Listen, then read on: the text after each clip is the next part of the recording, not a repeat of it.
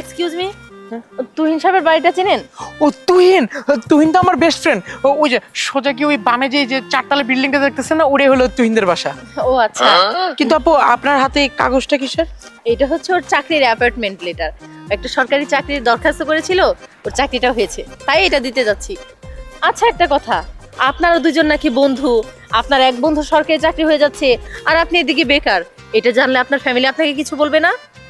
বলবে মানে উদম কেলাবে, একদম প্যান্ট খুলে একদম পাছা বাইরে লাল করে দেবে। আচ্ছা আমি আপনাকে হেল্প করতে পারি।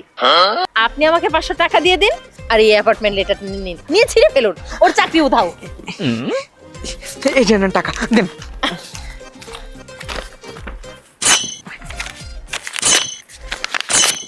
কি লাগা দেখি, অ্যাপয়েন্টমেন্ট লেটার তাই না? তো সাদা কাগজ। হ্যাঁ হ্যাঁ, এদিকে তোমার 500 টাকা গেল গা। আমিও তো তাই কই, এই বলদে কেমনে চাকরি পায়? তার মানে হেরে চাকরি হারা করতে গিয়ে তো আমি বলদ হয়ে গেলাম, মাঝখান দিয়ে 500 টাকাও গেল।